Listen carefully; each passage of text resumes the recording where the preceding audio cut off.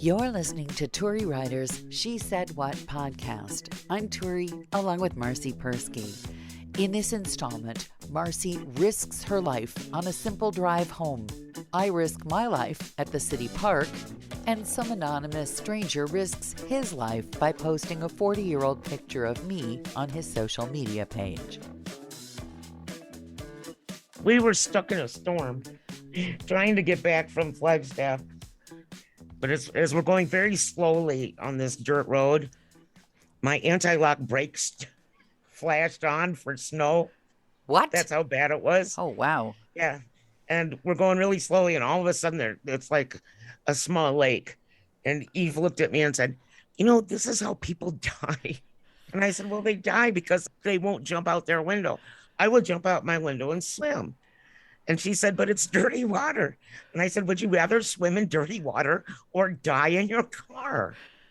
And she thought about it for a while. I said, Eve, you don't shower that often, so don't tell me you're not going to jump in. Well, wait a minute. I thought the problem was that the dirty water was moving so fast that even if you were a good swimmer in a flash flood, you were doomed anyway. Something would conk you on the head or... It was moving fast, like on one side, and then on the side that I pushed through, it was just like sitting there waiting to move or something. I don't know if it was in line. So let me get this straight. You drove through a monsoon flash flood and reassured yourself that if things got too bad, you would simply jump out the window. Well, I'll tell you the one problem with that, okay? Wait, only one problem? Only one? There's only one problem. That I was just coming home from having a brand new stereo put in to said car. So I don't know if I would want to die listening to XM radio or if I would jump out the window and let the new stereo go and then file an insurance claim. Well, I guess that would depend on what song was on. Yeah, it's, as you know, radio up here is really frustrating. We're in the middle of nowhere. And the only strong signal we get is Jesus radio. And we can't get anything else in. We had an XM radio and it kept breaking. I think we were on like our 15th one or something when we finally decided to just bite the bullet and have it like installed into the car. So that's what I did this morning. Anyway, would you swim in the dirty water or would you die in the car with your new stereo? Dirty water is kind of what I have to wade through to get to the city pool anyway. That's right. You're a swimmer. But, you're already swimming in pea water. Well, it's pretty heavily chlorinated. So the city of Chicago, God bless it, it's kind of like a giant game of would you rather living in the city of Chicago. I get that.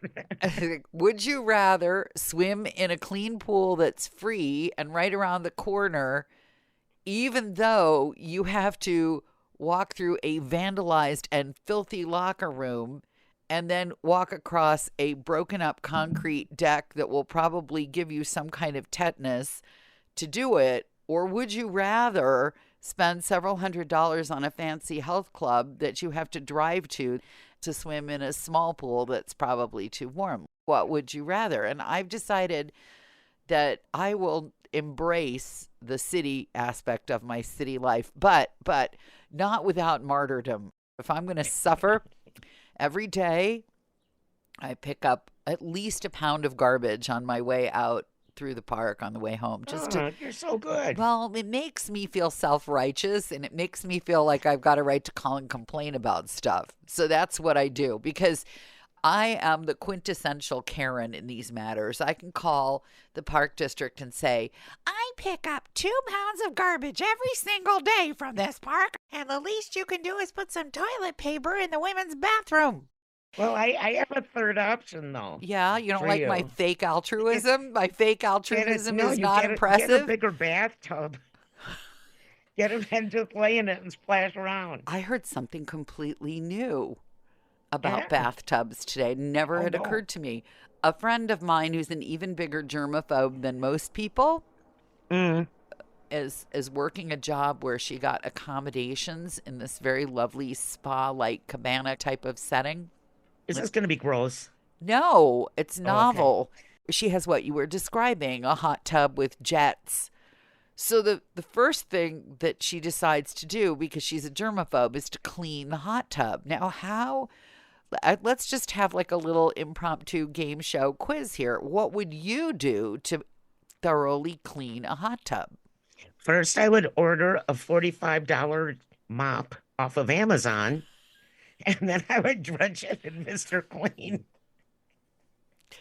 and that would pretty much settle it for me. Okay, but what about the inside where that water collects and I'm convinced breeds typhus or something? I don't think I'd go in it, to be honest. Okay, what would I do? You'd call the city and complain. And after I got through doing that, what would I do? You would go in it. No, Throw I would. bleach You in it. bleach. Bleach your Yes, body. ding, ding, ding, ding, ding. I would Yeah, fill it up. bleach your body and then jump in. I would. Well, I would bleach I would run a whole bunch of bleach water through it. But this friend of mine had a completely different take on it. She's a good problem solver, science teacher. She threw a bunch of dishwashing pods in it. Oh, sweet. Yeah, sent it on hot and So her ran kids it. couldn't eat them. Yeah. So the kids in the class aren't just sitting there popping them down while she gives her lecture. That is such a disgusting weirdo thing to do. So awful. I don't Kids are understand that awful. at all. Why don't you explain this? Because I can't explain this. What kids are doing? Oh, they eat Tide Do Pods. they eat them or do they just like suck on the? No, they eat them. What's the And point? I'm not sure. Somebody on TikTok thought it was cool, and we are raising a bunch of sheeple that Just just follow the disgusting. leader. Disgusting. Yeah, I can't imagine any of my kids trying that. Remember when your mother used to say, "Well, if Johnny jumped off a cliff, would you go jumped off a cliff right after him?" Yeah. And the answer is, if And Johnny put it on TikTok, apparently you would. he would. We definitely Darwin out some of the population Ah, there. yes, this is nature weeding out the stupid. She threw these Oh, these yeah. pods in and Did ran they it. bubble up? The first time she did it, though, one of the jets was maladjusted, so she sprayed the entire spa bathroom with whatever kind of foamy stuff you end up washing your dishes in. I think it's kind of a great experiment because you get to see what that stuff does in your dishwasher. Which, Except that yeah. most of those hot tub things Mm. or the bathtubs with the jets say no suds. Oh, that's ridiculous because They everybody do. uses well, they're just doing that to CYA because see why you're naked, bubbly A because nobody's going to get in a hot tub without like bubble bath. I mean, you would do that outside in a hot tub, but not inside in a spa tub. That's And kind I of the think point. it kind of damages the jets. They like that. Then you have to call and get an expensive repair. They live for that stuff. Okay. Then they can say, "We told you so," as they charge you $500 for clearing out the gunk from your lavender scented bubble bath. Well, we have like that huge bathtub. You've seen it. Mm-hmm. It's gorgeous, Mm-hmm. but I've never used it I don't like because we haul bathtubs. water. You know how much water that would take? Yeah. And Well, we haul water. We drive to the water station and fill up 600 gallons and throw it into our 2,000-gallon tank every week. now that you have solved the spontaneously running toilet problem, are you doing like little Yay. hallelujah dances around the house because your water's not disappearing? And it's not brown anymore. What? Woohoo. It was brown for 3 days because he turned it off. And he said it was from the sediment in the bottom of the tank. And which like is really grossing me out That's when I think about disgusting. it. That's Because, revolting. You drink well, that we drink water. it, but we have really heavy filters. But apparently the storage tanks get dirt in them or flies, which is Oh! why we have, well, that's why we have the filtration system. Oh! Because I don't want to see flies or dead mice coming up through my toilet. I have a Bummer. Darwin story for you. Okay, what happened? My scathingly brilliant youngest child has always wanted to make a totem pole. That's something that anytime we went where they were doing foresting or anything else, and she wanted us to go grab a log so we could bring it home and she could turn it into a totem pole. Uh-huh. Well, we share a property line with neighbors who don't live there, but tend to pile stuff up over there. Yes, the We can't, hoarders of large yes, rusty equipment. exactly. Yes. Well, she decided to go take a walk through the other day and found 5 big telephone poles, like 7-foot tall telephone That's poles. amazing. They wait. So they brought those telephone poles Yes. up to the property Yeah. for some And reason. yes, we don't know why. But my child ran home and got a dolly and two big straps and strapped this huge pole to the dolly. And she was bringing it over through rough, I mean, we're not smooth out here at all. We're rocky, we're mucky, we're Ain't no golf course. no, it ain't no golf course. She's pulling the dolly and this pole by the straps, and one of the straps snapped. Okay. Things rolled, things flew. I got a phone call saying I'm in flat on my back With a out in the telephone pole yard. on top of me? It was next to her, Oh, and it no. was next to her I on the would have ground. said no. You got yourself in, get yourself out. We wound up in urgent care for 3 hours Oh, while boy. they x-rayed her arm to see if it was broken. Okay. The doctor told her it was swollen and angry. And I said, maybe it was angry because you stole a phone pole. I thought that those phone poles were treated with all kinds of toxic stuff to make sure that they didn't rot or get eaten by vermin. No? Well, it would be the same as the poles holding up my house. No, but nothing's eating my house except for this damn puppy, Right. who's now as tall as I am when he lays down. I'm like, oh no. You did it again, didn't you? You're like the Murphy's Law of pet adoption. I do order my dog food straight from the manufacturer now. So If this it's keeps up, you're just going to order an old horse and butcher it yourself. we were driving the other day and we went past a sign that said Dead Horse Ranch. Why would you name your ranch Dead Horse Ranch? I'm gonna go visit it someday. I'll take a microphone with me, a hidden camera in my brassiere. The beauty of living out in the country and driving everywhere is you can sneak things into your brassiere. Don't try that if you're flying. I no longer think twice about having my brassiere examined. I think they just want to feel me up. I don't know. It's Every the single brassiere. Brassiere. Whalebone brassiere. time. Well, I think they should change that. The make of the brassieres or the rule about feeling you up? The feeling you up because you're wearing a bra. Yeah, but you could take a brassiere and hide a gun in the underwire. Just imagine. That has to be a tiny gun. Hey, would you rather jump out the window or be killed by a tiny gun?